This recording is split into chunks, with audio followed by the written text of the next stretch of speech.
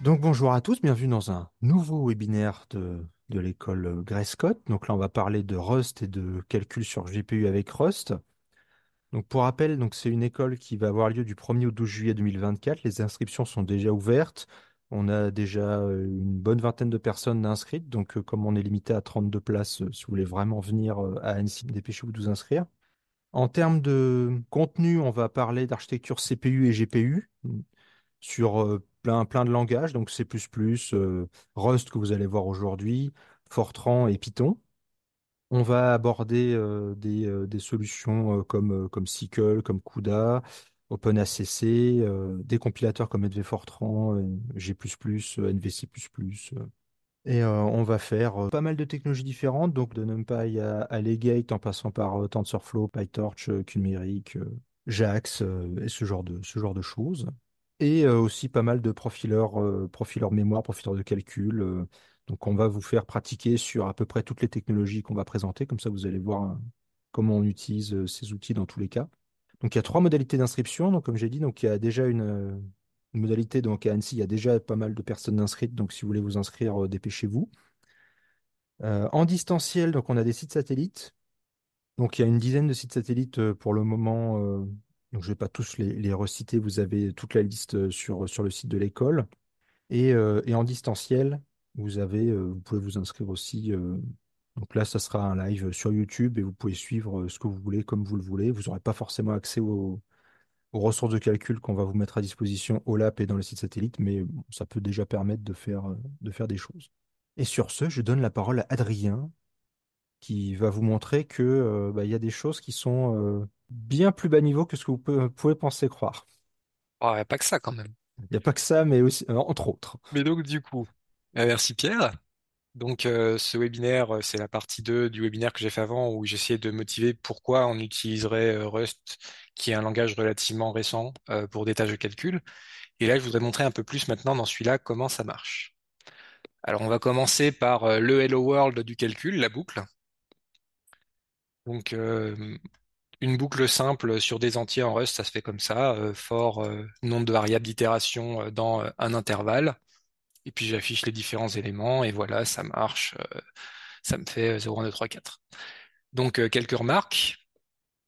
Cette syntaxe, qui est celle que vous verrez le plus souvent pour itérer sur les entiers, c'est un intervalle fermé à gauche, ouvert à droite, comme le range de Python.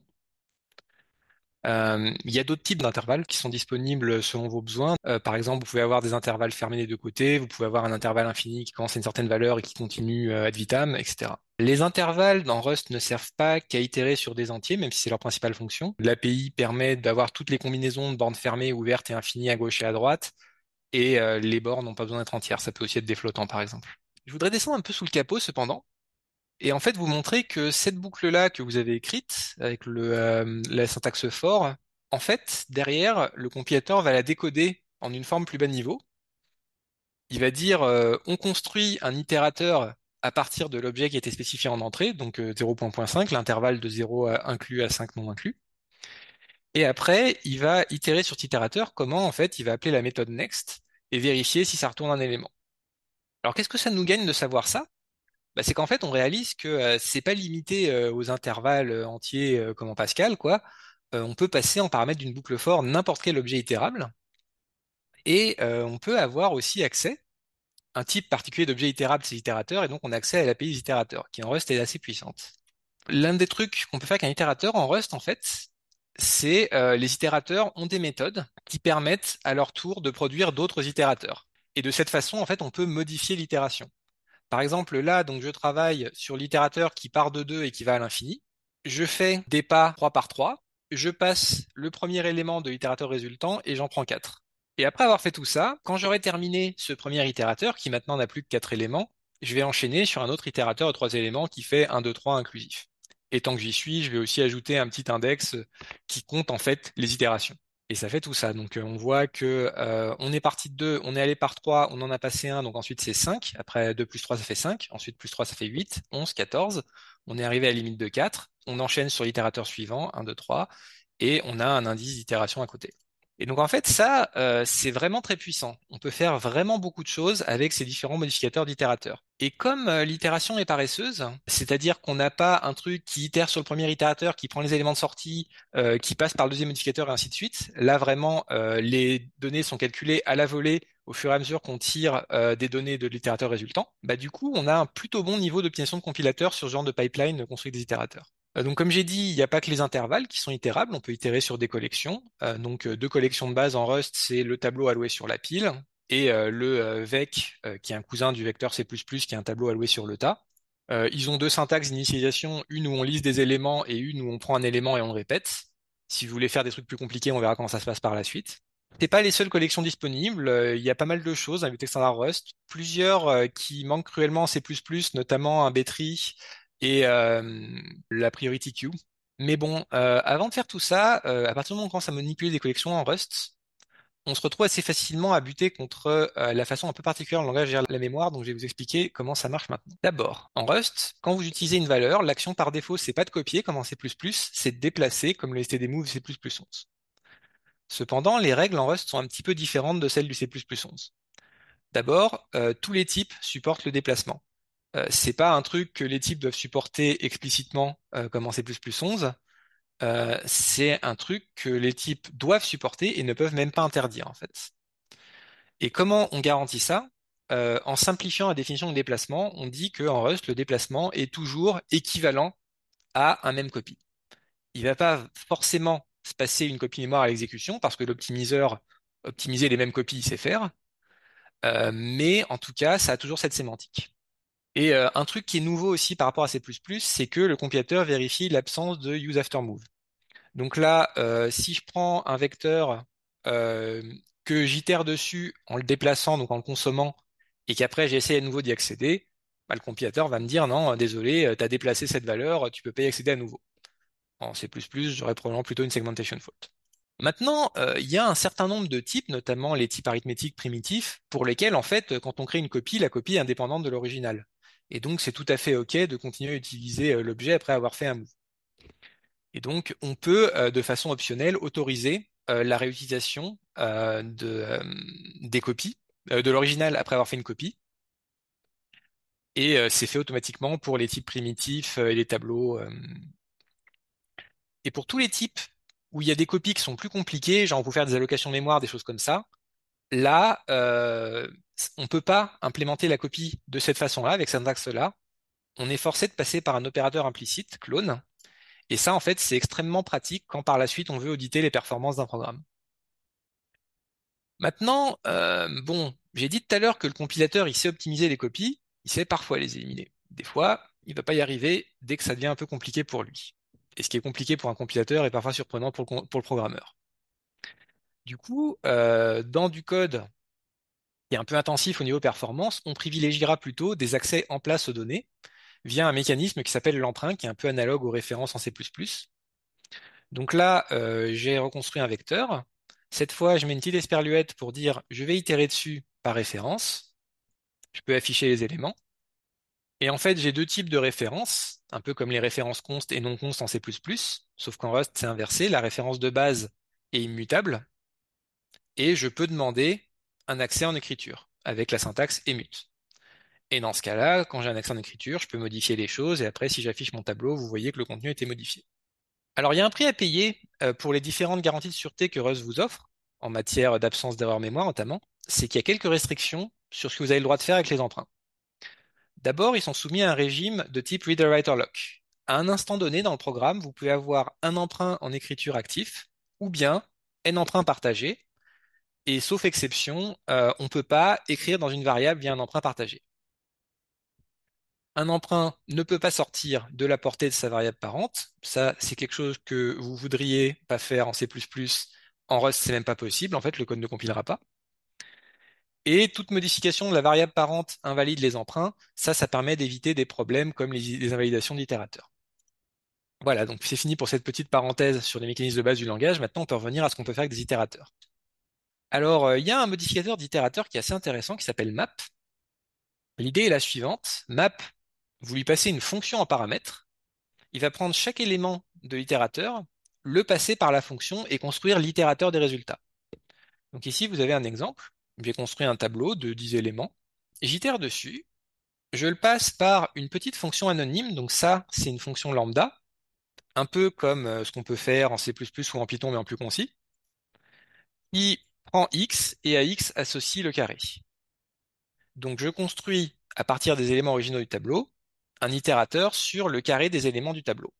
Et après, je peux appeler une deuxième méthode qui modifie l'itérateur, qui s'appelle collect, qui permet de construire une collection à partir d'un itérateur. Et en combinant ces deux choses-là, on peut assez facilement construire une collection à partir d'une autre. Donc ici, je suis parti d'un tableau de k,2, j'ai construit un itérateur, j'ai mis chaque élément au carré, et je collecte le tableau des carrés. Un autre modificateur d'itérateur qui est très utile, c'est zip.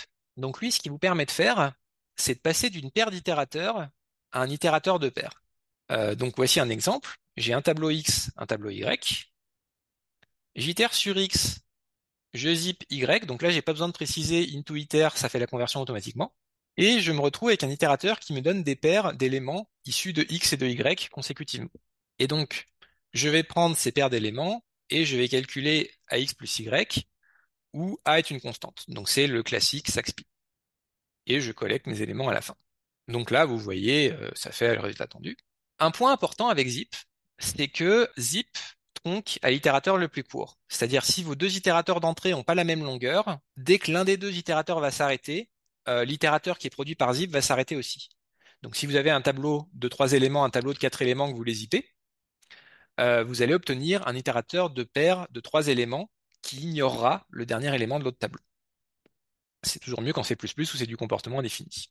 Ce modèle d'itération qui est basé sur des méthodes modificatrices, il est plus flexible que les algorithmes STL en C++, et ça fait qu'il y a des choses qui sont très compliquées en C++ qui deviennent simples en Rust. Par exemple, là, je veux calculer des FMA, donc ça, un FMA, vous savez, c'est une opération qui a 3 opérandes. Donc, en C++, Pierre vous a montré que c'est assez complexe. En Rust, bah, je prends mon tableau X, j'itère dessus, je zip mon tableau Y, je zip mon tableau Z. Ça me fait donc un tuple qui a une forme un peu bizarre. Ça, c'est une conséquence de la façon dont zip fonctionne, où à chaque fois, il vous fait un tuple des éléments de l'itérateur de gauche et des éléments de l'itérateur de droite. Mais voilà, j'ai des paquets de 3 éléments, je peux faire du multiply add et collecter les résultats comme avant. Le fait qu'il y ait 3 tableaux, ça change rien en fait. Là où les choses vont commencer à se corser, c'est quand on en vient aux réductions. Les réductions, c'est quand on part d'une collection et qu'à la fin, on veut produire un scalaire. Alors à première vue, ça a l'air simple, parce que si vous consultez la doc des itérateurs de Rust, il y a des méthodes de réduction, comme sum. Là, typiquement, j'ai un tableau de flottants, j'itère dessus, je le somme en un flottant unique, j'obtiens la somme. Vous allez me dire où est le problème? Le problème se situe en fait au niveau des performances. Tout ce que je vous ai dit jusqu'à présent produisait des implémentations d'une performance tout à fait raisonnable.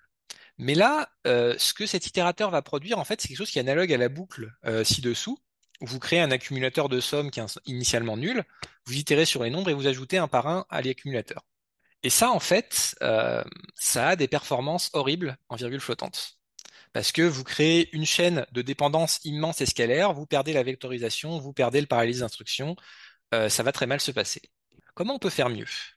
Une chose qu'on peut faire, c'est augmenter le parallélisme d'instruction. Il y a différentes approches. C++20 vous propose std-reduce, qui consiste à dire l'ordre des sommes n'est pas défini, démerdez-vous pour sortir quelque chose de raisonnable. Et du coup, ça donne la liberté au compilateur de construire une somme avec plusieurs accumulateurs. Mais en échange, vous perdez la reproductibilité numérique. J'ai moi-même développé en Rust une bibliothèque qui propose une approche un peu alternative où on choisit le degré de parallélisme d'instruction qu'on a. Donc on prend notre boucle et on la déroule en interne en une boucle sur des paquets de 4 itérations. Donc ça c'est une autre option, mais dans tous les cas, quand vous partez sur ces approches-là, vous dites au compilateur qu'il y a du parallélisme d'instruction, mais vous êtes aussi tributaire de l'optimiseur du compilateur pour exploiter ce parallélisme, et pour toutes sortes de raisons, ça peut mal se passer. Et donc personnellement, mon approche préférée, c'est aucune des deux. C'est plutôt d'arrêter de jouer au dé avec le compilateur et de privilégier l'utilisation explicite du SIMD. Donc à quoi ça ressemble? Bah, d'abord, je vais vous montrer à quoi ça va ressembler dans le futur. Si vous utilisez une version nightly du compilateur Rust, vous avez accès au prototype d'une addition qui va arriver à Bibliothèque Standard prochainement, peut-être cette année ou l'an prochain, je ne saurais pas dire exactement, qui s'appelle std-simd. Alors qu'est-ce que ça vous permet de faire? Vous partez d'un tableau, qui est un tableau de flottant normal, quoi, et vous pouvez le traiter comme la concaténation de trois sous-tableaux. Un tableau de flottant non aligné, comme au début, un autre tableau de flottant non aligné, et au milieu, une portion des données qui, elle, est bien alignée et peut être donc traitée de façon vectorisée, de façon efficace. Donc l'idée, c'est voilà, j'ai dit, je veux traiter ces données de façon SIMD avec 4 lignes SIMD, ou 8 ou 16, en fonction de ce que votre hardware supporte. Et il va me faire automatiquement la décomposition entre portions alignées et portions non alignées. La portion alignée, je peux la sommer en un seul vecteur SIMD avec une bonne efficacité. Et derrière, ce vecteur, je peux le réduire. Ça, cette opération n'est pas très efficace, mais comme on l'a fait qu'une fois, c'est pas trop grave. Et pour avoir la somme de l'ensemble des éléments du tableau original, j'itère sur le début des données qui est mal aligné. J'enchaîne par ma somme de la portion qui est bien alignée, qui est traitée par SIMD, et je termine par les éléments non alignés de la fin. Et à la fin, je calcule une somme de tous ces scalaires. Donc ça résout le problème du SIMD, pas celui du parallélisme d'instruction. Il va quand même falloir en ajouter un petit peu, par exemple avec une des approches que je vous ai mentionnées avant. Et quand on fait tout ça, on atteint la performance crête du matériel. Donc ça, c'est le futur. Alors le présent maintenant. En attendant que STD et SIMD soient stables, si vous n'avez pas envie d'utiliser un compilateur Nightlist qui est très compréhensible, vous pouvez vivre avec des alternatives qui, elles, sont stables. Donc par exemple, une bibliothèque qui s'appelle Slipstream. Là, l'idée, c'est vous manipuler quelque chose qui est un vecteur SIMD explicite, un peu comme dans STD et SIMD, sauf que là, c'est pas directement supporté par le compilateur. En fait, ce que vous manipulez, c'est des tableaux de flottants ou d'entiers déguisés, mais c'est juste la bibliothèque va donner à votre boucle la bonne forme pour que l'auto-vectorisation se passe mieux et que donc vous ayez plus de chances d'avoir une bonne vectorisation automatique. Si vous voulez avoir un contrôle matériel plus fin, il faut passer aux intrinsèques. Mais toutes les personnes qui ont touché aux intrinsèques Intel savent qu'elles sont assez horribles dans leur conception. C'est pas du tout orthogonal, les noms n'ont aucun sens. Et donc il y a une bibliothèque très pratique pour ça qui s'appelle SafeArch, qui en fait réexpose les intrinsèques Intel de façon beaucoup plus ergonomique. Donc si on compare la performance des différentes solutions sur une somme de flottants, donc en bas, sur la trace du bas, vous avez le résultat. Si vous avez suivi la méthode naïve, je prends mon tableau, j'itère et je fais la somme avec la méthode sum de l'itérator. En vert clair ici, vous avez une deuxième approche où j'ai ajouté manuellement du parallélisme d'instruction. Donc vous voyez que ça vous gagne déjà un ordre de grandeur en performance. Là, l'axe Y, c'est le nombre d'opérations flottantes par seconde, et l'axe X, c'est la taille donnée d'entrée. Et après, on peut le faire avec des intrinsèques. Donc en violet ici, vous avez du SSE, en rouge du AVX et en jaune de l'AVX 512. Vous voyez que on n'a pas tout à fait les facteurs 2 qu'on s'attendrait entre les différences intrinsiques. Donc j'ai vérifié, c'est pas un problème de génération de code en fait. Le problème, c'est que on sort du cache lin trop vite pour atteindre la performance crête de ces instructions vectorisées. Là, on le voit un peu si vous regardez la forme des courbes. En SSE, ça commence à s'aplatir. Donc on sent qu'à la sortie du cache lin, on est aussi vite que le SSE peut aller. Mais là, en AVX, on sent qu'on pourrait gagner encore un peu plus. Et en AVX 512, on sent qu'on est encore très très loin d'avoir atteint la zone plate. Donc ça, voilà, c'est pas possible avec ces instructions d'avoir le maximum de performance sur des opérations simples comme la somme. Il faut des opérations plus complexes comme le produit de matrice. Vous voyez que si vous utilisez STD et SIMD, vous êtes quasiment au niveau des intrinsèques. Et que Slipstream, ça vous sort un résultat un peu intermédiaire entre SSE et AVX selon la taille des données d'entrée, quoi. Ça a plus de retard à l'allumage que les intrinsèques, mais une fois que ça tourne bien, là, dans le régime caché 2, vous voyez que c'est pas très loin d'AVX, mais que par contre, AVX 512, on n'y arrive quand même pas, quoi. Alors, je vous ai montré une réduction, je vous ai montré comment on fait des zips, des maps, et avec ça, on peut faire un produit scalaire. Parce que je prends mes deux tableaux, X et Y d'entrée, je les traite comme des vecteurs au sens mathématique, j'itère sur le tableau X, je zip les éléments de Y, je transforme mes paires d'éléments en produits, et je somme les paires de produits, et j'ai fini. Encore une fois, ça marche, mais c'est pas rapide. Pourquoi? Parce que sum n'est pas rapide. De plus, l'approche que j'ai employée précédemment pour vectoriser, qui consiste à décomposer les tableaux d'entrée en portions SIMD alignées et en portions non alignées, ne fonctionne pas ici. Pourquoi? Parce qu'on a deux tableaux d'entrée. Ces deux tableaux sont pas forcément alignés de la même façon en mémoire, Et donc, du coup, si vous tentez de faire la décomposition, vous n'allez pas forcément vous retrouver au même endroit des deux tableaux. Et donc, la solution, arrivée à ce niveau-là, c'est de dire, bon, on est allé aussi loin que des données euh, flottantes normales, sans traitement particulier, peuvent nous amener. Et si on veut faire des opérations plus compliquées, comme des produits scalaires, il va falloir basculer vers un format de données qui est nativement SIMD et donc bien aligné. Donc ça ressemblerait à ça, je définis mon type vecteur, et au lieu d'avoir des tableaux de flottants, maintenant j'ai des tableaux de vecteurs. Pour le produit scalaire, c'est pas tout. On peut encore gagner un facteur de performance allant jusqu'à 2, en tirant parti du fuse multiply add du matériel moderne. Et donc du coup, ça ressemble à ça. On itère sur x et y. Et cette fois, au lieu d'utiliser la combinaison de map et sum, on utilise une autre fonction de réduction qui s'appelle fold, où on lui donne une valeur initiale d'accumulateur, et on dit, à chaque étape, on prend l'accumulateur, on prend la nouvelle paire d'éléments, et on ajoute x multiplié par y et on prend x multiplié par y plus accumulateur fusionné, et c'est le nouvel accumulateur. Et on répète ça d'élément d'itérateur en élément d'itérateur. Et en réappliquant toutes les autres techniques dont je vous ai parlé avant, on obtient des performances un peu plus satisfaisantes. Donc là, pour référence, si vous faisiez ça de façon naïve, vous seriez là. Si vous tournez votre boucle de façon à aider l'optimiseur, vous arrivez là, un facteur 10 au-dessus, et c'est plus si loin des versions vectorisées en vrai. Donc ça, c'est sans utiliser le FMA. Quand vous utilisez le FMA, vous passez ici de 20 gigaflops à un peu plus de 30 gigaflops, donc on n'est pas très loin du facteur 2 pour ce code-là.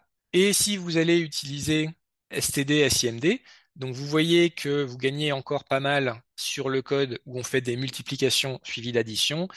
Et le FMA gagne encore un peu, mais on est assez loin du facteur 2. Et ça, je pense que c'est la même raison qu'avant, parce qu'encore une fois, j'ai vérifié le code généré, il est correct. Donc pour moi, c'est juste que le calcul est trop simple pour qu'on tire vraiment profit des bénéfices du FMA. Donc voilà, avec ça, on a un peu fait le tour de comment on fait du calcul séquentiel efficace en Rust. Et maintenant, on a envie de paralléliser, parce que quand même, notre CPU, il n'a pas qu'un cœur, quoi. Et là, on a une bibliothèque extrêmement merveilleuse qui s'appelle Rayon, où il suffit de l'ajouter comme dépendance. Et après ça, on gagne des itérateurs parallèles. Donc là, l'idée, c'est qu'avant, je faisais x.intoiter.zip y et ça me créait des paires d'éléments de x et y. Là, c'est pareil, sauf qu'au lieu de faire into-iter, je fais into par iter et je récupère un itérateur parallèle qui ressemble pas mal aux itérateurs de la bibliothèque standard, mais avec des sémantiques un petit peu différentes pour faciliter les opérations parallèles. Par exemple, le fold, il n'a pas tout à fait la même signature qu'avant. Si vous voyez, avant, je donnais un scalaire, là, je donne une fonction qui génère un scalaire. Ça permet derrière à l'implémentation de générer plusieurs accumulateurs, histoire d'avoir un accumulateur par thread. Et du coup, comme j'ai un accumulateur par thread, à la fin, le résultat de fold, c'est pas un scalaire, c'est un itérateur d'accumulateur, et donc il faut ressommer. C'est pas non plus la mer à boire, vous voyez, on arrive quand même à paralyser avec un effort qui est extrêmement minimal par rapport à ce que ça pourrait être dans d'autres langages. On bénéficie également ici des garanties de Rust. Si on essaye de faire dans notre code parallèle des choses qui sont pas une bonne idée en parallèle, genre faire des accès concurrents à des données sans protection de mutex ou autre, là le compilateur va dire non, vous n'avez pas le droit, erreur de compilation, aucun problème à exécution. Sous le capot, c'est assez intéressant. En fait, ça fonctionne un peu comme Intel Threading Building Block. Le modèle de rayon, c'est que toute tâche parallélisable peut être coupée en deux parties à peu près égales. Quand un thread commence à traiter une tâche, la première étape, c'est de la couper en deux et mettre la moitié de côté. Et quand un autre thread géré par rayon est désœuvré, il n'a pas de travail à faire, il peut aller voler la moitié de travail qui a été laissé de côté et démarrer du travail lui aussi. Et l'idée, c'est qu'il y a une détection du moment où tous les threads ont suffisamment de travail, et histoire de basculer à une exécution plus séquentielle pour améliorer les performances. Alors, pour notre problème de produit scalaire, on rencontre un problème, c'est que Rayon est optimisé sur des tâches plus complexes. Donc par défaut, il fait deux choses qui sont des bêtises pour un produit scalaire. Il utilise l'hyperthreading, ce qui n'est pas une bonne idée sur un produit scalaire parce que on fait des opérations arithmétiques en saturant le hardware qui fait ça. Et donc du coup, ajouter un deuxième hyperthread, ça va servir à rien. On va juste en fait mettre plus de pression sur le cache L1 du CPU et perdre en performance. Et il descend à granularité trop fine. Il décide pas assez vite de s'arrêter et de traiter le problème de façon séquentielle. Donc on peut voir comment ça se comporte à différents nombres de threads. Donc ici pour référence, il y a comment ça se comportait quand on faisait le code le plus nul en séquentiel.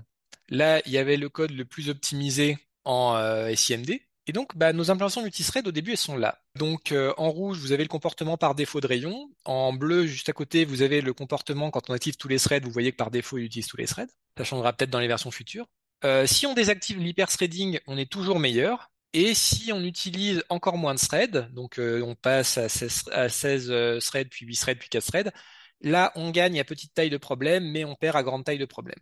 Alors, comment on règle le problème de la granularité? En fait, c'est très simple. Quand on a un tableau, au lieu d'utiliser l'itérateur standard, on peut faire par underscore chunks, qui est un itérateur par bloc. Et donc on dit, on a une certaine taille de bloc, et maintenant on va itérer sur X par bloc de cette taille, on va itérer sur Y par des blocs de cette taille aussi, et à la fin on se retrouve avec un itérateur parallèle de blocs, et chaque bloc on le traite de façon séquentielle.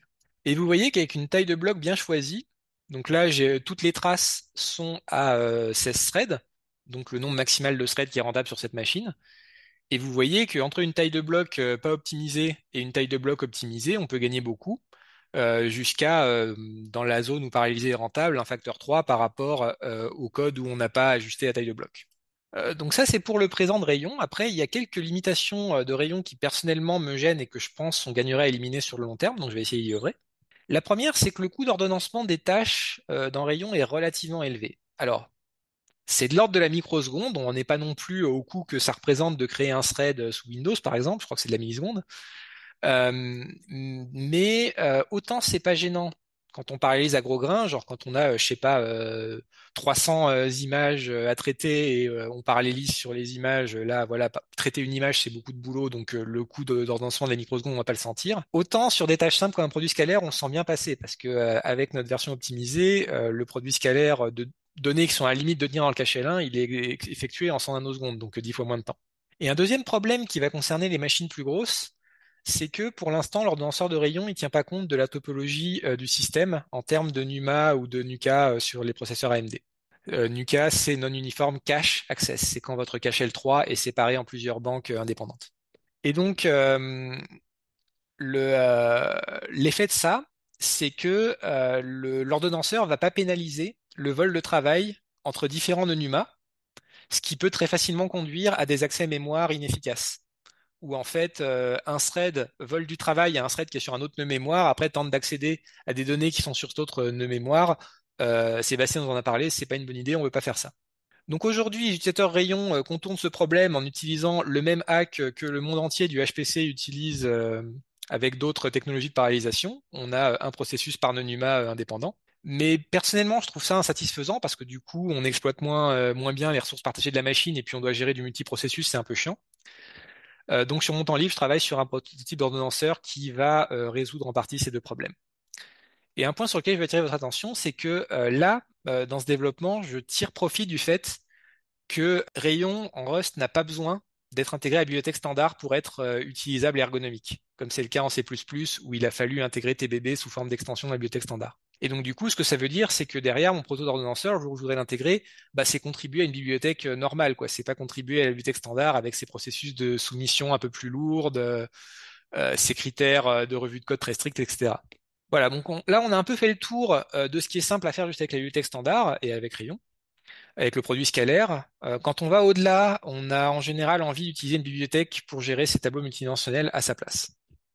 Parce que la vie est trop courte pour écrire du X par nombre de colonnes plus Y. Il y a plusieurs bibliothèques qui existent pour ça, comme en C++, et le programmeur expert aura instantanément un réflexe de recul, car quand il existe plusieurs alternatives pour faire un truc, c'est que toutes les alternatives ont des problèmes, c'est connu. Donc on a NDArray, qui fournit des tableaux à n dimensions dynamiques, avec des extensions pour algèbre linéaire, les statistiques et la génération de nombres aléatoires. Dans l'esprit et l'ergonomie, ça ressemble pas mal à l'interface de NumPy en Python. Et c'est le choix que j'aurais tendance à vous recommander par défaut parce que pour moi, c'est VT qui offre le meilleur compromis entre c'est facile de faire des choses simples, on peut aller facilement vers des choses compliquées et les performances sont plutôt bonnes. Comme alternative, vous avez NAlgebra qui est plus spécialisé sur l'algèbre linéaire avec des vecteurs et des matrices, mais qui gagne en échange la possibilité de spécifier les dimensions à la compilation, ce qui permet aux vecteurs et matrices d'être alloués sur la pile, donc de diminuer le nombre d'allocations tas.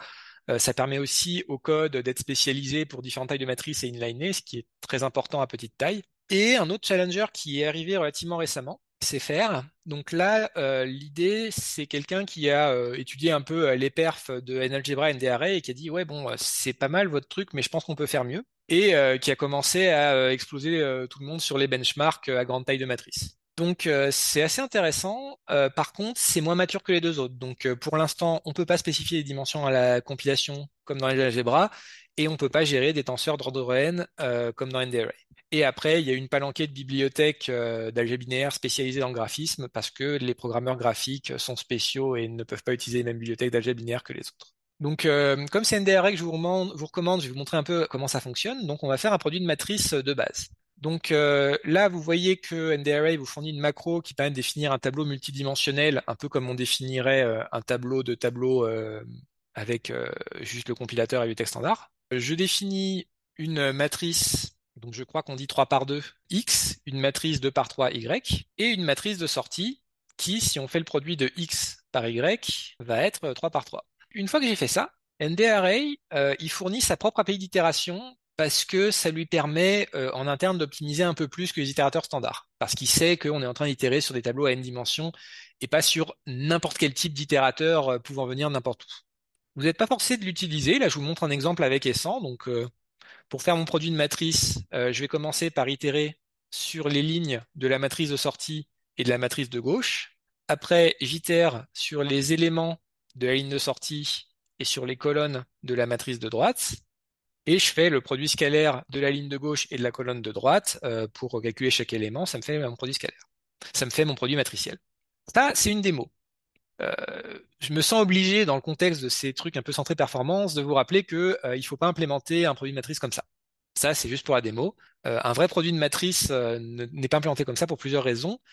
D'abord, quand on fait les choses de cette façon-là, on a un accès aux colonnes de Y qui est très inefficace. Parce qu'en fait, on va lire le premier élément, le cache derrière va nous charger les autres éléments, mais on va pas les lire, on va lire le deuxième, etc. Comme ces accès en mémoire au tableau Y sont espacés, on n'a pas de vectorisation, parce que la vectorisation des éléments espacés, c'est très compliqué et en général, ça marche moins bien que le code scalaire. Quand on commence à aller à des tailles de matrice plus grandes, on se heurte au problème que le cache CPU est mal utilisé. Et quand on va à des tâches de matrice encore plus grandes, bah, on se rend compte que ce code-là, en l'état, il n'est pas parallèle. Et même si on essayait de le paralléliser au niveau d'un produit scalaire unique, ça se passerait pas forcément très bien parce que vous avez vu, il faut vraiment des très grosses tailles de produits scalaires pour que le produit scalaire parallèle, ça se passe bien. Et donc pourquoi vous faites pas ça, en un mot? Parce qu'il suffirait de faire x.y pour avoir le produit matriciel fourni par NDArray. Avec des performances bien meilleures, vous voyez qu'on gagne quand même sur des grosses tailles de problèmes 3 ordres de grandeur. Maintenant, parlons GPU. Je voudrais commencer par poser un peu, parce que dans le GPU, les gens viennent avec des objectifs très divers. Et donc, je voudrais poser un peu c'est quoi mon idéal personnel du calcul GPU. On peut discuter après de la pertinence. Alors, pour moi, le bon calcul GPU, déjà, les applis sont portables. On n'est pas enfermé chez un fabricant. Je veux qu'avec un minimum de travail, mon appli elle tourne sur les GPU de tous les fabricants, sur tous les systèmes d'exploitation, etc. En même temps, j'ai envie de pas devoir m'embêter chaque fois que j'installe un environnement de développement pour bosser sur mon appli sur une nouvelle machine, ou quand je distribue mon appli, que les gens derrière aient pas à s'embêter quand ils installent un environnement d'exécution. J'aimerais garder accès aux outils fournis par les fabricants, y compris debugger, profiler, tout ça. Je voudrais que ce soit assez facile d'écrire du code à la fois côté GPU, le kernel, le calcul, et au niveau de la plomberie qui permet au CPU et au GPU de communiquer. Je voudrais avoir accès à toutes les fonctionnalités de mon matériel, parce que j'ai payé pour, y compris des choses un peu avancées que les API de base ne supportent pas forcément, les subgroups, les textures, les tensor cores chez NVIDIA. J'aimerais ne pas devoir dupliquer du code entre différents modèles de GPU, c'est-à-dire je veux pas que la portabilité ce soit en mode ah bah oui j'ai codé une fois pour Nvidia, une fois pour AMD, une fois pour Intel, ça y est c'est portable. Non ça je veux pas. J'ai vraiment envie que ce soit si possible le même code partout. Je m'autorise la possibilité de faire des optimisations spécifiques à un fabricant s'il y a une fonctionnalité spécifique à un fabricant qui est particulièrement intéressante, mais j'aimerais que ça reste rare. Et personnellement, je trouve dommage quand on calcule sur GPU que ce soit compliqué de faire de la visualisation parce qu'à la fin, le GPU, c'est quand même une Graphics Processing Unit, c'est fait pour ça. Et donc, pour moi, une bonne API de calcul devrait avoir une interopérabilité facile avec les tâches de visualisation. Il y a une chose que mon idéal n'inclut pas, que l'idéal de beaucoup de personnes inclut par contre, c'est, je considère que c'est pas forcément une bonne idée d'essayer de faciliter la portabilité entre le partage de code entre les kernels CPU, GPU et FPGA. Ça fait des années que les gens essayent. À chaque fois, ça produit des API qui sont très compliqués à utiliser, avec des performances qui sont pas vraiment là. Et personnellement, je pense qu'il est temps de dire que bah voilà, cette approche-là, elle marche pas et il faut passer à autre chose. Alors la bonne nouvelle, c'est que 90% de mes critères, on peut les remplir avec une famille d'API GPU qui sont les API dites graphiques. OpenGL, Vulkan et tout ça. Pourquoi elles répondent? Bah, elles répondent au problème de la portabilité. C'est le premier truc que les vendeurs de systèmes d'exploitation et de matériel s'arrangent pour supporter, donc on n'a quasiment rien à faire nous. Le dev et le déploiement, c'est facile pour la même raison. Le support fabricant, ils n'ont pas le choix. Les gens entiers développent leurs jeux vidéo et leur visualisation pro avec ça. On a accès complet aux fonctionnalités matérielles parce qu'à la fin, encore une fois, les fabricants sont en compétition pour avoir le jeu vidéo qui tourne le plus vite, bah, ou le meilleur FPS sur SolidWorks. Et donc du coup, bah, ils vont vous donner, en tant que programmeur, accès à tout ce qu'il faut pour tirer le maximum de leur matériel. Le partage de code entre différents GPU, c'est fait pour, et la visualisation, c'est fait pour aussi. Maintenant, c'est une grande famille, les API graphiques, donc je vais rentrer un peu dans les nuances des différentes API graphiques qui permettent la portabilité. OpenGL, je recommande que si vous avez besoin de supporter des vieux GPU et des vieux OS, à peu près avant 2012 en gros, parce que c'est une API qui a pas mal vieilli, elle a beaucoup de problèmes, notamment il y a de l'état global dans tous les sens, donc pour la parallélisation, c'est un peu un enfer. À la place, vaut mieux utiliser la plupart du temps Vulkan sur les GPU récents. Par contre, là, on peut rencontrer un petit problème de support qui est que donc sous Linux, ça se passe magnifiquement. Les programmes, ils tournent, on a installé rien, ils marchent direct, c'est parfait.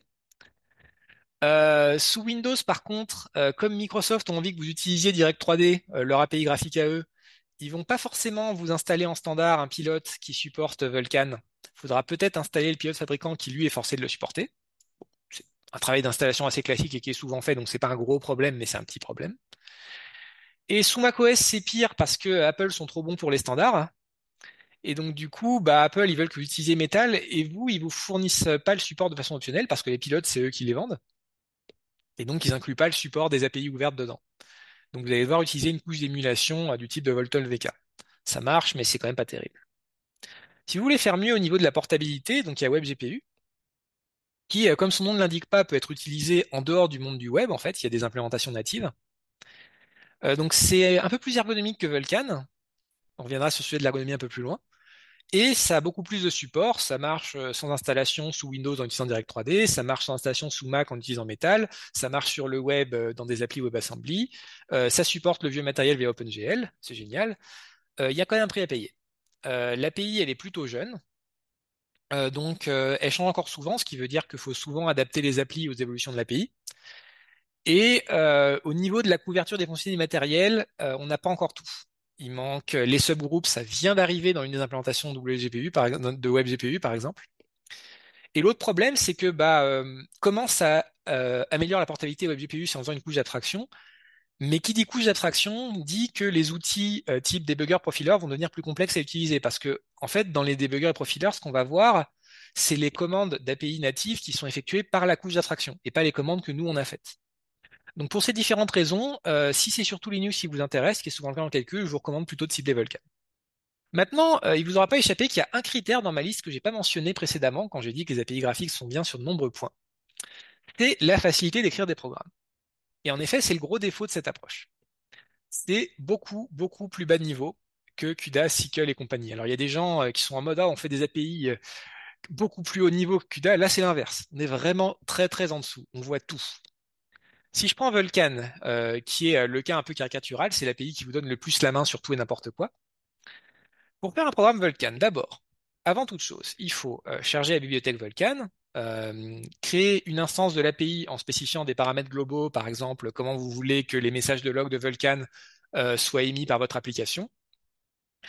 En fait, c'est pas comme OpenGL où c'était forcément STDR. Là, vous pouvez envoyer ça sur le syslog si vous voulez ou quoi que ce soit. Ensuite, vous devez énumérer les différentes implémentations Vulkan disponibles qui s'appellent les physical devices et choisir lesquelles vous voulez utiliser. Vous n'êtes pas forcé d'en utiliser qu'une seule. Donc vous verrez un GPU intégré. Si vous êtes sur un portable, vous verrez aussi un GPU séparé plus puissant souvent. Il peut y avoir des émulations CPU de Vulkan aussi, c'est très pratique pour l'intégration continue. Après, une fois qu'on a choisi quel physical device on veut utiliser, on va créer un contexte d'API pour utiliser ce device en spécifiant différentes choses et notamment quel fil de commande on veut utiliser. Donc les fils de commande, c'est un concept hardware, ça ressemble un peu au CUDA Streams mais en plus complexe. En gros, l'idée, c'est que votre matériel est capable d'exécuter plusieurs jeux de commandes en même temps, mais c'est des commandes un peu spécialisées. Par exemple, il est capable de faire du rendu graphique sur une file, en parallèle de faire du calcul sur une deuxième file, et en parallèle de faire les troisièmes de données sur une troisième file. Et donc dans Vulkan, c'est vous qui choisissez lesquels de ces fils vous voulez utiliser. Arrivé là, vous en êtes au point où vous avez un contexte Vulkan qui marche, qui vous permet de soumettre des commandes au périphérique. Mais c'est pas fini. Pour préparer à faire un certain calcul, il va falloir d'abord que j'écrive un shader, un programme pour le GPU, en spécifiant comment il s'interface avec l'autre. Ça peut être des tampons, ça peut être des trucs plus haut niveau qui s'appellent les images, qui utilisent l'unité de texture du GPU. Ensuite, ce shader, je vais devoir le compiler. La compilation, elle se fait en deux étapes, en fait. D'abord, de mon langage de travail vers une représentation intermédiaire qui s'appelle SPIR-V. Puis, au moment de l'exécution de l'application, mon SPIR-V, je vais devoir le transformer en un binaire adapté au périphérique que j'utilise. Je vais devoir aussi créer les différentes ressources que je vais attacher à mon shader. On en a parlé, les tampons dans lesquels les données d'entrée vont être mises, les images, les samplers qui sont un moyen d'accéder aux images de façon plus sophistiquée. Je vais devoir créer un truc qui s'appelle un pipeline, qui est en fait la combinaison d'un shader avec tout un tas de paramètres qui sont stables d'une exécution à l'autre. Ça permet de garder en cache certains aspects de l'implémentation du shader sur le GPU. Et mes ressources, je vais devoir les grouper par paquet qui s'appellent les descriptor sets, ce qui permettra de réduire les coûts quand on attache des ressources à un shader. Et ensuite, à chaque fois que j'exécute un batch de calcul, je vais falloir que je crée des tampons de commande, command buffers, qui mettent en place un certain pipeline de calcul, attachent les descriptor sets des ressources que je veux utiliser avec ce pipeline, programme une ou plusieurs exécutions du shader. Je peux répéter l'opération plusieurs fois si j'ai envie. Quand j'ai fini de construire mon command buffer, je le soumets au GPU. Si je fais des trucs plus complexes, peut-être que je vais avoir plusieurs paquets de commandes à soumettre à différentes files du GPU. Par exemple, pour faire des transferts de données et de l'exécution de calcul en parallèle. Et il va falloir que je gère tous les aspects de synchronisation entre ces différents jobs et entre les jobs et l'autre. Et tout ça est extrêmement configurable. Alors ça a des avantages et des inconvénients. Bon, l'avantage, on a la main sur tout. Et donc, ça veut dire qu'on peut optimiser plus que ce qu'on pourrait faire en CUDA ou en SQL. L'inconvénient, on a la main sur tout. On voit tout. On est forcé d'interagir avec tout. On passe notre temps en Vulkan à jongler avec plein de concepts. Et ça fait que la marge d'entrée pour le débutant, elle est assez rude. Donc, on n'est pas forcé non plus de faire du Vulkan brut comme ça. On peut un peu simplifier les choses. Déjà, privilégier les bindings au niveau, comme Vulkano en Rust, qui vont automatiser les aspects les plus piégeux de l'API, comme la gestion du temps de vie des ressources, sur lesquels on a rarement besoin en fait d'avoir la main. C'est bien pour des optimisations fines dans des points clés du code. La plupart du temps, un truc automatique, ça fait bien le boulot. Et pour les trucs comme l'initialisation, bon, on l'a fait une fois, on l'a fait deux fois, on en est vite fatigué, donc on se construit un squelette de code un peu configurable et on le réutilise dans toutes les applis. Comme ça, on a pu à le réécrire pour chaque nouvelle appli. Ça, c'est pour le code côté hôte, ce que j'appelle la plomberie. Maintenant, pour le côté GPU, les kernels de calcul, aujourd'hui, se commence à poser la question de quel langage on utilise.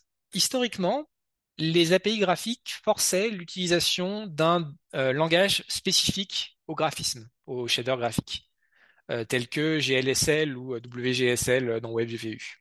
Les gens, en général, ils ont un peu peur, ils font, oula, il va falloir que j'apprenne un nouveau langage. Non, en fait, ces langages sont extrêmement simples, vraiment, on les apprend très vite, et ils sont plutôt ergonomiques pour les tâches qu'un GPU fait traditionnellement. Ça, c'est pas un souci. Le vrai souci qu'on rencontre quand on utilise ces choses depuis un certain temps, c'est que comme c'est dans un langage différent, on peut pas partager de code entre l'hôte et le GPU.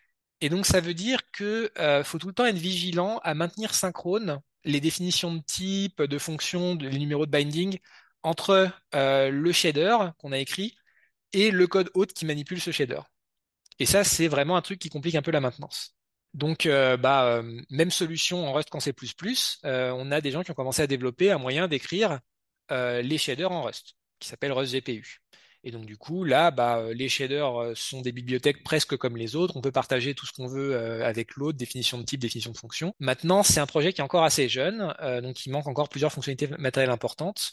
Et donc, pour l'instant, je vous conseille, si vous partez sur cette approche, de rester sur les DSL privilégiés par votre API. Mais clairement, à moyen terme, Rust GPU ça va être le truc qui va permettre l'arrivée d'API plus haut niveau comme CUDA en Rust en fait. Et d'ailleurs, on a déjà un prototype d'API de ce type qui s'appelle KRNL, vous pourrez regarder le lien après, qui donne un premier aperçu d'à quoi ça pourrait ressembler du GPU haut niveau en Rust, c'est plutôt alléchant. Alors qu'est-ce qu'on peut faire avec ce qu'on a maintenant? La réaction de Gray-Scott, qui est notre leitmotiv dans cette école, la plupart des gens, en fait, ils commencent par calculer les concentrations d'espèces à différentes étapes et ensuite ils font de la visualisation. Et tout ça, c'est en batch et on ne sait rien de ce qu'on a fait avant que le calcul soit terminé.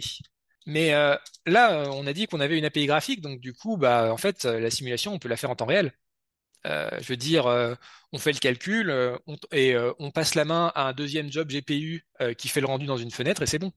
Et donc là, du coup, vous voyez que contrairement à la plupart des autres implémentations de la réaction de Gray-Scott qui ont été réalisées dans les premières écoles, en fait, c'est la seule. Cette implémentation est capable de vous visualiser en temps réel les résultats de calcul ici. Donc vous voyez des concentrations d'une des deux espèces chimiques qu'on simule. C'est pas la seule chose que cette implémentation fait bien. Une autre chose, c'est l'implémentation, je l'ai complètement développée sur des GPU AMD. Toutes mes machines ont des GPU AMD. Je refuse de mettre des GPU NVIDIA sur ma machine tant que NVIDIA ne règle pas le problème du support de leurs drivers sous Linux. Et malgré tout, dès la première fois que j'ai lancé ce programme sur une machine avec un GPU NVIDIA, il a fonctionné direct, il a produit des résultats corrects. Alors ça, pour ceux qui ont déjà essayé d'utiliser des API de portabilité, c'est du jamais vu. Si vous avez déjà fait de l'OpenCL, du SQL, en général, la première fois que vous testez une nouvelle implémentation, déjà, vous passez minimum une demi-journée à débugger pourquoi votre programme ne s'exécute même pas et crash. Crash au moment du chargement de l'implantation OpenCL, quoi. C'est vraiment un niveau de portabilité aussi simple, et c'est quelque chose qui, pour le calcul, ça change complètement la donne, quoi. Et un autre aspect dont je peux un peu me vanter, même si c'est un petit peu plus malhonnête, je reconnais, c'est que on n'a pas mesuré la performance de toutes les implémentations durant la dernière école Gray-Scott, mais sur toutes celles qu'on a mesurées, celle-là, c'était de loin la plus performante. Sur le calcul distribué, je vais avoir moins de choses à raconter. C'est globalement beaucoup moins mature que le calcul au sein d'un nœud. On a quand même un binding MPI pour les gens qui sont fans de ça, et quelques prototypes de Partition Global Address Space. Le plus récent est à la Mellard, mais c'est pas un milieu qui bouge très vite. Pour l'instant, le gros de l'effort de R&D en calcul distribué en Rust, c'est plutôt centré sur les besoins de la communauté Big Data. Par exemple, on a des data frames distribués basés sur Apache Arrow avec Ballista et son backend Data Fusion. On a Arroyo qui essaye de voir jusqu'à où on peut faire une implème efficace d'un truc dont les calculs sont exprimés en SQL. On a Renoir et Tami Dataflow qui essayent de fournir, en fait, c'est un peu la limite des crayons. Au lieu d'avoir des itérateurs parallèles, on a des itérateurs distribués. Et du coup, bah, ça pose un peu la question de c'est quoi la bonne stratégie, quoi. Est-ce que on va tout faire en MPI brut comme au bon vieux temps de Fortran 77? Est-ce que on décide que tout ça c'est pas bon pour du HPC et on va avoir envie de développer des frameworks à la HPX pour Rust? Est-ce que on se dit quand même que ce serait dommage de pas profiter de tout ce qu'ont fait les gens du big data et qu'on va pas essayer d'adapter ça aux besoins de calcul scientifique, comme fait Fink en astronomie? Là, je pense que la réponse va vraiment dépendre de votre projet. Alors, c'est ici qu'une présentation normale de calcul s'arrêterait, mais moi, je vais aller un peu plus loin parce que je trouve quand même qu'on a tendance à passer sous silence certains aspects quand on parle de calcul. On a tendance à limiter le calcul à l'arithmétique flottante, et en fait, c'est un peu comme les tutoriels de dessin, vous savez, alors comment dessiner un hibou, bah, vous commencez par dessiner quelques cercles, et puis après, vous dessinez le reste du hibou. Et non, non, je suis pas d'accord avec ça, quoi. Je veux dire, une appli de calcul, il y a beaucoup plus que des manipulations de flottants, il y a besoin de configuration, il y a besoin de gérer des entrées-sorties avec des fichiers sur le disque, avec le réseau parfois, de besoin de faire des plots, il faut documenter, il faut tester, faire des benchmarks, des binaires. Et j'ai parfois tendance à me demander, c'est peut-être la théorie du complot, hein, mais si c'est pas un peu malhonnête de la part des autres langages de ne pas en parler, parce que je sais d'expérience que dans la plupart des autres langages, tous ces aspects sont chiants. Ils sont vraiment mal foutus par pas mal d'aspects. Alors qu'en vrai, c'est plutôt simple, donc du coup, je vais vous en parler un peu plus. Alors déjà, la configuration. Bah, grâce aux macros de dérivation, dont je vous ai un peu évoqué dans la présentation précédente, toutes les tâches de type désérialisation sont beaucoup plus simples en Rust. Ça inclut notamment les arguments en ligne de commande. Donc, la manière typique de gérer les arguments en ligne de commande en Rust, c'est on définit une struct où il y a les arguments en ligne de commande qu'on veut accepter. On met quelques annotations pour dire comment ces arguments sont gérés. Est-ce que ces arguments positionnels ou spécifiés par un moins argument? Est-ce qu'il y a une forme raccourcie? C'est quoi la valeur par défaut? Voilà. Et à la fin, on fait juste argument en parse et on a une mécanique fournie par bibliothèque qui va se charger de toutes les tâches qu'on n'a pas envie de faire, parser le texte fourni par le shell des arguments, vérifier que c'est du bon type, valider le type, transformer dans les types qu'on veut, par exemple vérifier qu'une regex c'est bien une regex, puis générer un objet regex, générer le moins moins help pour que quand on fait moins moins help, on ait une description à jour et différents arguments, etc. Et tout ça pour nous c'est transparent, à la fin on récupère une structure pré-remplie. C'est quand même beaucoup plus sympa que ce que c'est dans d'autres langages. La même approche peut être utilisée pour toutes sortes d'entrées-sorties structurées, par exemple du CSV ou du JSON. En fait, on définit les types de données qu'on s'attend à trouver dans notre CSV ou notre JSON. On met une petite annotation pour dire qu'on veut générer automatiquement du code de sélection des sérialisations. Et après, bah, on a juste à faire serde JSON from donc un tas d'octets et ça nous parse notre tas d'octets en une structure, y compris avec de la hiérarchie, des choses comme ça. Pour les flottants multidimensionnels, on n'a pas besoin de ce niveau de sophistication, on expose simplement des types NDArray, c'est ce que fait la bibliothèque HDF5. Dès qu'on commence à faire les entrées-sorties, on se pose aussi la question de la gestion des erreurs. Dans les applis simples, souvent la façon de gérer les erreurs, c'est juste bah, les propager à la plan jusqu'à crasher le programme en ajoutant des informations de contexte au passage pour avoir une espèce de petite stack trace. Il y a des bibliothèques qui rendent ça très simple, comme Anyhow et Air. Donc là, vous voyez un exemple, c'est le plotter que j'ai utilisé pour faire les différents graphiques. Du coup, on commence par lire les données. Si ça marche pas, on propage l'erreur en indiquant qu'on est en train de lire les données depuis Criterion, c'est la bibliothèque de benchmarking que j'utilise, etc. Et on peut générer ses propres erreurs si on a une nouvelle erreur. Dans une bibliothèque, souvent, cette approche-là, elle n'est pas acceptable parce que ça empêche la personne qui reçoit une erreur de la gérer. En fait, dans ces bibliothèques-là, tout ce qu'on peut faire avec une erreur, c'est l'afficher. Et donc, pour les bibliothèques, il y a un truc qui est mieux qui s'appelle diserror, où on peut définir son propre type erreur, typiquement un type énuméré, où on dit, bah voilà, là, je suis en train de traiter un chemin de fichier dans une bibliothèque qui interface HWLock. Il peut m'arriver deux choses qui se passent mal avec ce chemin de fichier. Il peut contenir des caractères nuls, ça c'est on veut pas. Il peut contenir des caractères non Unicode, ça HWLock on voudra pas non plus. Et diserror, moyennant juste une annotation ici et quelques petites annotations sur les variantes, très simple, vous simplifie le fait de générer automatiquement un type erreur qui suit toutes les conventions usuelles du Rust. Et derrière, du coup, les applis peuvent gérer leurs erreurs de façon plus fine. Elles peuvent se remettre de certaines erreurs, genre réessayer une opération réseau après un timeout, demander à l'utilisateur de corriger une entrée incorrecte. Ils peuvent adapter aussi le message d'erreur à l'utilisateur qu'ils ont en face, faire des traductions si l'utilisateur parle pas anglais, enlever des informations sensibles si l'utilisateur n'est pas authentifié et que c'est potentiellement critique pour la sécurité. Bien sûr, on peut faire des plots. On n'a pas besoin, comme en C++, de s'infliger les horreurs de Matplotlib. On peut faire des plots interactifs. Il y a un binding vers le classique Plotly qui marche très bien. Vous voyez, je crée un plot, je définis une ligne, eux ils appellent ça un scatter, et puis hop, j'ajoute ma trace au plot et j'écris du HTML.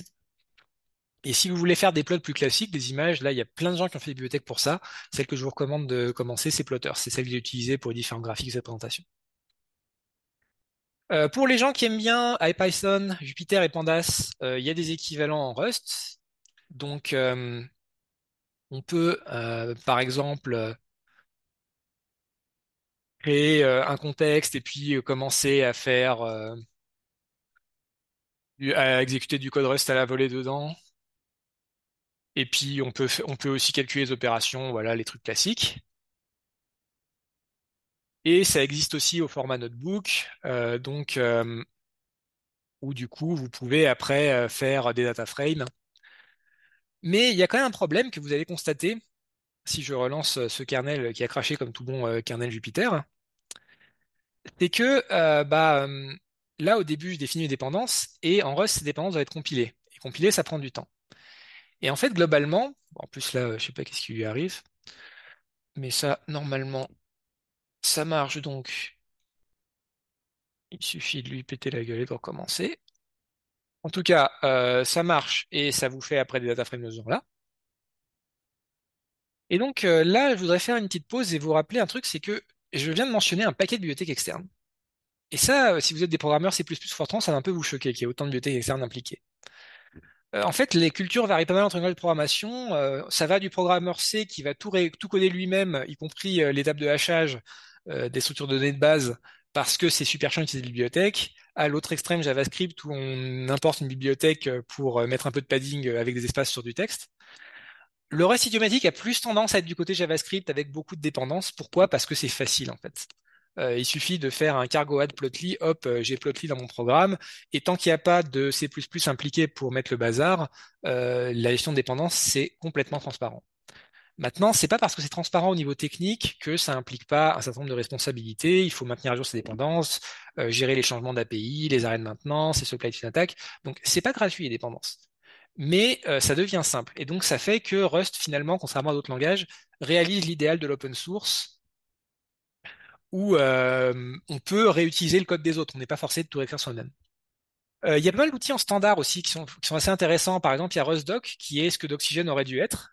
C'est trivial à mettre en place dans son projet. En fait, vous avez installé le compilateur Rust, vous avez déjà ce qu'il faut pour faire de la doc, Cargo Doc. Vous publiez une bibliothèque dans craze.io. Automatiquement, il y a de la doc qui est générée sur un site qui s'appelle docs.rs. Le support du langage est irréprochable, contrairement à Doxygen. La syntaxe n'est pas inhabituelle, contrairement à Doxygen. C'est du Markdown tout à fait usuel. Et les exemples que vous mettez dans votre doc sont testés automatiquement. Et du coup, comme c'est simple de faire de la doc, bah, on se retrouve plus fréquemment avec des docs vraiment bien foutus, comme celle de Volcano, qui vous explique vite fait comment marche Vulkan. Et quand vous allez sur chaque truc, vous avez le détail, des exemples d'utilisation, les différentes méthodes. C'est vraiment, disons, il y a des gens qui ont pour politique de jamais lire la doc, mais je pense que c'est parce que ces personnes ont été traumatisées par le fait que les docs en C++ sont pourris. En Rust, c'est pas le cas en fait. Vraiment, les docs sont bonnes, allez les lire. Les tests, c'est pas plus compliqué. Là, j'ai une fonction. Bah, pour faire un test, la manière classique de faire, c'est comme ça. On crée un module avec une directive CFG-test pour que les tests soient pas présents dans le binaire final. Et dans ce module, on met des fonctions qui sont notées par test dans lesquelles il y a des tests. Voilà, c'est tout. Comme le modèle de données privées en Rust est un peu différent, les tests ont accès aux données privées. Ça, c'est vachement précieux. Ça évite d'avoir toutes sortes de hacks, genre des friends, des trucs comme ça quand c'est plus plus. Les tests d'intégration, c'est pas beaucoup plus compliqué. Il y a une commande unifiée pour lancer tous les tests. PropTest est une très bonne bibliothèque si vous faites du property based testing aussi. Les benchmarks, il y a Criterion qui va vous permettre, avec très peu de code, d'obtenir des rapports HTML très complets sur les résultats d'exécution avec des tests à différentes tailles, des, euh, des mesures de critères statistiques robustes au bruit, etc. Donc, du coup, on part sur des bonnes bases, on évite de faire des erreurs de débutants du genre faire des benchmarks sans préchauffage. Si vous avez déjà dû distribuer des exécutables binaires, notamment sous Linux, vous apprécierez aussi beaucoup le fait qu'il y a un outil pour ça, que vous pouvez mettre dans votre CI et qui génère automatiquement des binaires qui marcheront même sur les distributions Linux qui ont des versions de libc préhistoriques. Et donc pour conclure, presque, bah, finalement, Rust, comme Julia, s'attaque au problème à deux langages. Donc qu'est-ce que c'est le problème à deux langages? C'est l'idée que très souvent, en calcul numérique de nos jours, on se retrouve à jongler entre deux langages. Un langage qui est assez accessible, les gens peuvent s'y mettre facilement. C'est assez intuitif, mais les performances sont pourries et le système de type n'est pas adapté à des gros projets. Dès qu'on essaie de faire un truc un peu gros, on se retrouve emmêlé dans des fonctions non typées où c'est le bordel. Et de l'autre côté, on a un langage réservé aux experts dans lequel on écrit les gros trucs, mais voilà, il est absolument impénétrable en termes d'ergonomie, c'est inutilisable, j'ai envie de dire. Mais par contre, voilà, les perfs et le système de type, eux, sont bons. Et le fait de jongler avec deux langages, ça a pas mal d'inconvénients. Déjà, ça veut dire que on va souvent se retrouver à commencer dans le langage accessible parce que c'est plus simple et après devoir réécrire dans un autre langage plus tard, avec parfois quelques errances sur des solutions intermédiaires qui marchent pas bien. On va aussi se retrouver avec des sous-communautés en fait dans le projet de gens qui manient bien un langage mais pas l'autre, avec des échanges très compliqués entre ces deux sous-communautés. Et comme les interfaces entre deux langages de programmation, c'est compliqué, on va se retrouver avec des problèmes de performance et de complexité à cet endroit-là. Du coup, les gens vont chercher à éviter les interfaces en réécrivant leur programme de façon à passer le moins possible par l'interface, et ça fait du code dégueulasse. Un peu comme une appli NumPy typique. Le Graal, ce serait d'avoir un langage unique qui serait adapté pour tous les aspects d'un gros projet de calcul. Et donc, le Graal, les gens tentent de l'approcher de différentes façons. Julia tente de partir de Python et d'améliorer les performances des systèmes de type pour le rendre plus adapté à des gros projets de calcul. Et moi, ce que j'essaie de défendre, c'est que peut-être que Rust, en fait, c'est le chemin inverse finalement. On part de C++ et on essaye d'en faire un langage qui est assez ergonomique pour que les gens puissent l'utiliser sans être forcément experts de la programmation et même aient envie de l'utiliser. Et c'est pas fou, je veux dire, comme affirmation. On a plein de développeurs Rust qui sont des développeurs Python, JavaScript, qui sont venus de ces langages-là et qui restent et qui sont contents, quoi, qui font plein de trucs. Du coup, voilà, en conclusion, j'espère vous avoir convaincu que même si c'est pas parfaitement mature, le langage Rust et ses bibliothèques, ça permet déjà aujourd'hui d'aller très loin en calcul. Que la principale chose qui manque aujourd'hui, c'est pas des ajouts au langage, en fait, c'est des contributeurs motivés pour aider à étoffer l'écosystème de bibliothèques et résoudre les derniers points bloquants. Et ma question, du coup, après pour vous, c'est est-ce que vous allez arrêter de vous faire du mal avec C++ et Python et plutôt aller contribuer à cette magnifique carcinisation, transformation en crabe, processus évolutif normal. Je vous remercie de votre attention. Ok, merci Adrien pour cette présentation. Alors oui, il y a des questions. Alors on va prendre les questions. Ah non, il y a juste des merci. Bon bah ok, et bah c'est pas grave. Je vais poser des questions le temps que nos chers participants aient des idées. Au tout début, quand tu parles d'itérateur, enfin, Oui. j'imagine tes itérateurs, ils allouent pas, ils font que se balader sur les données, mais du coup, tes ranges, ils allouent de la mémoire ou ils se débrouillent sans? Comment ça marche? En fait, donc ça marche avec une combinaison de deux traits qui sont into itérateur et itérateur. Mhm. Euh, un itérateur à la base en Rust, c'est juste un objet qui a une méthode next qui retourne un nouvel élément, ou pas d'élément si tu es arrivé à la fin de l'itération.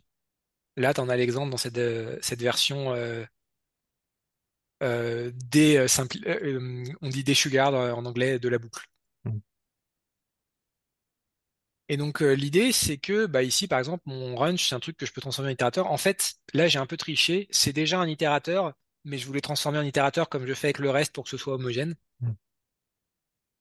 Mais donc, l'idée, c'est que un range, c'est juste un point de départ, un point d'arrivée, Ouais, donc du coup, tu t'es pas avec quelques obligé méthodes. d'allouer. Ouais, ça c'est bien. Et donc, quand on fait into iter, ça génère derrière un itérateur qui va lui aussi en fait être un point de départ et un point d'arrivée, mais où quand on fait next, ça avance le point de départ Mhm.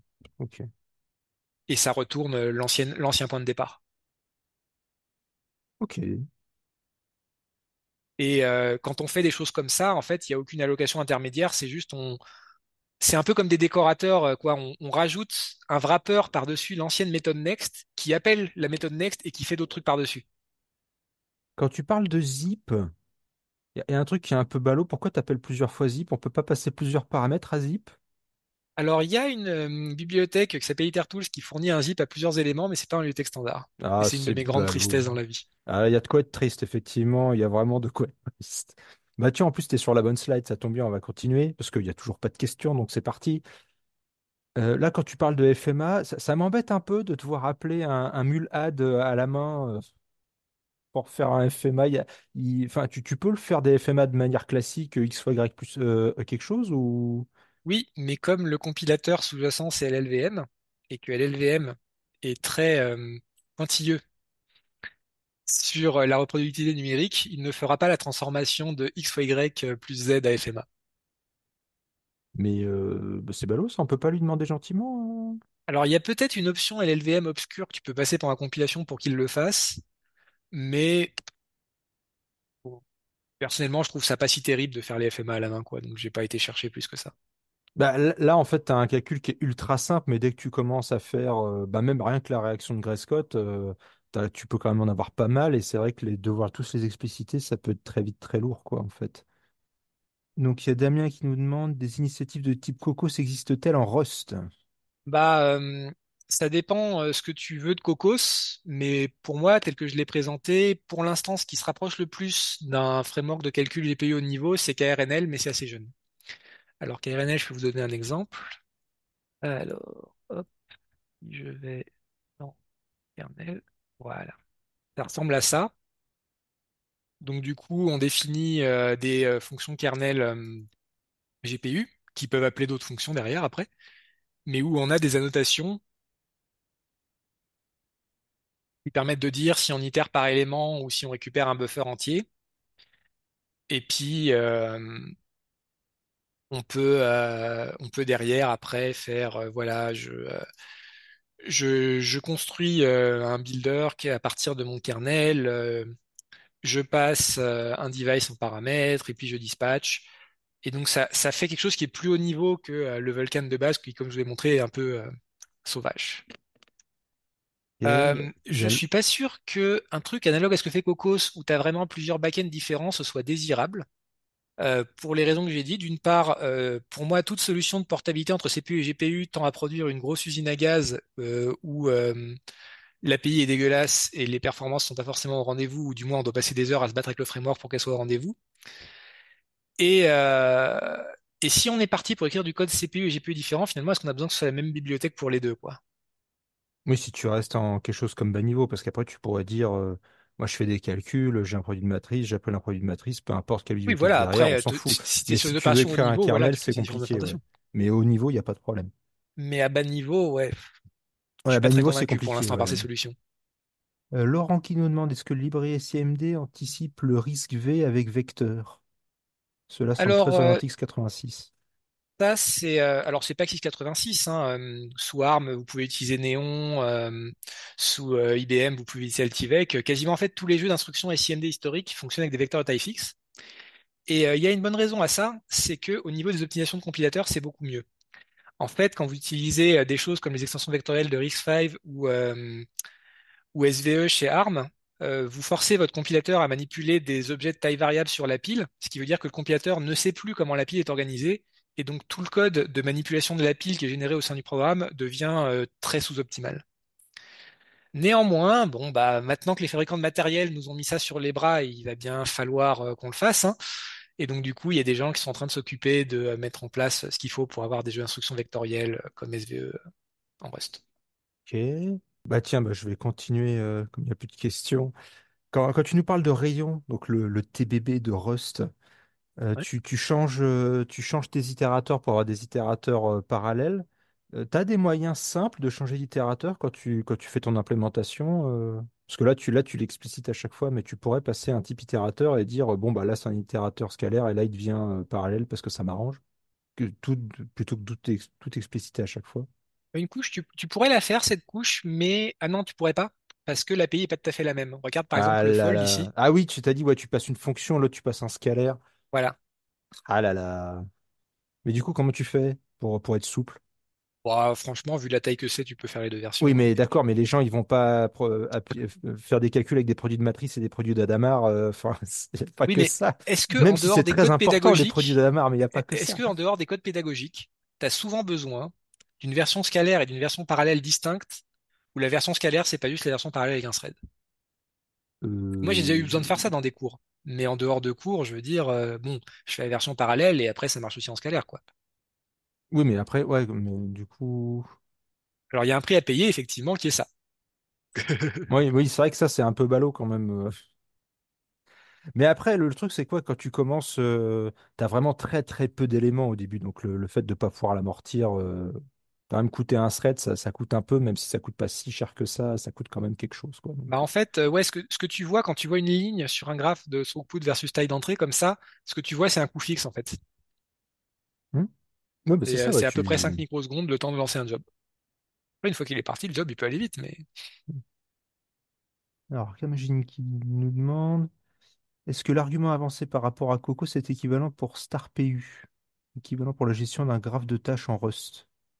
alors, pour moi, StarPU, bon, on peut l'utiliser pour faire des choses comme Cocos en local sur un nœud ou de la portabilité CPU-GPU, mais le principal intérêt de StarPU, c'est que c'est un système distribué. Et que donc ça gère la distribution entre différents nœuds qui est un aspect assez complexe. Comme je l'ai dit, le distribué en Rust, pour l'instant, il n'y a pas grand-chose. Je serais assez intéressé par voir des gens motivés pour développer un truc analogue d'ordonnancement distribué côté Rust, sur du HPX, du StarPU. À l'heure actuelle, il n'y a pas. Et ça me semble pas déconnant.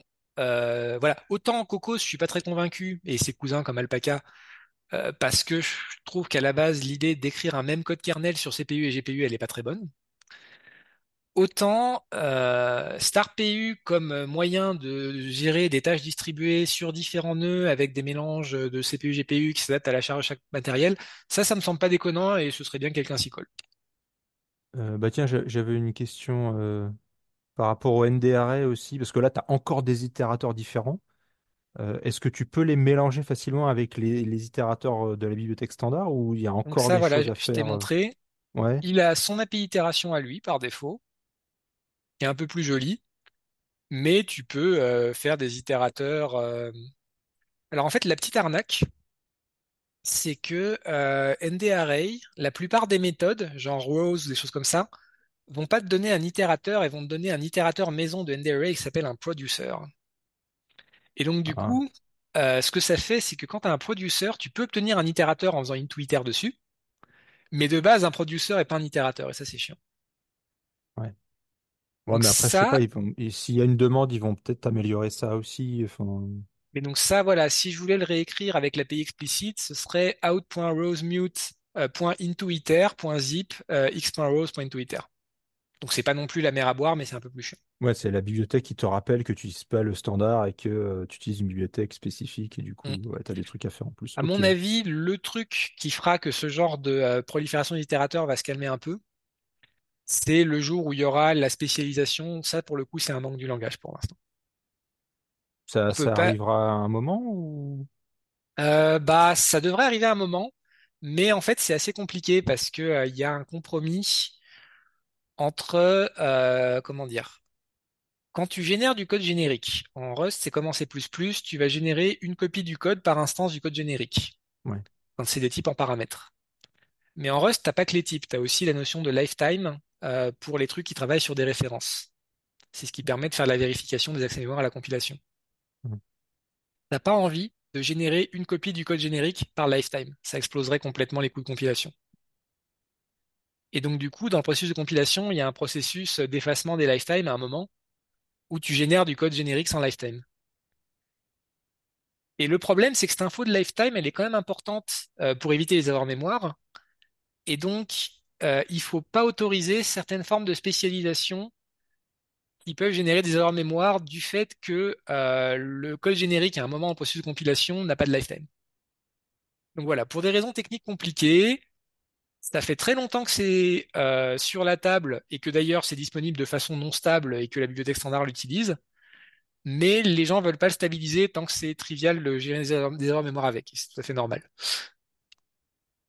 Ok. Et donc, il faut trouver la solution à ce problème. C'est un problème rigolo de compilation et de théorie des types. Et du coup, je continue. Ouais, dans ta présentation, il y a un moment, tu as râlé. Bon, tu as beaucoup râlé, mais t'as râlé que c'est vrai que dans la plupart des cours, quand on parle de calcul, on parle pas d'ETS, on parle pas de développement, on parle pas de doc, on parle pas de ce genre de choses. On en a parlé un petit peu à l'école l'année dernière, mais on n'avait pas beaucoup de temps parce on avait que 4 jours. Là, cette année, on va mettre un peu plus le paquet.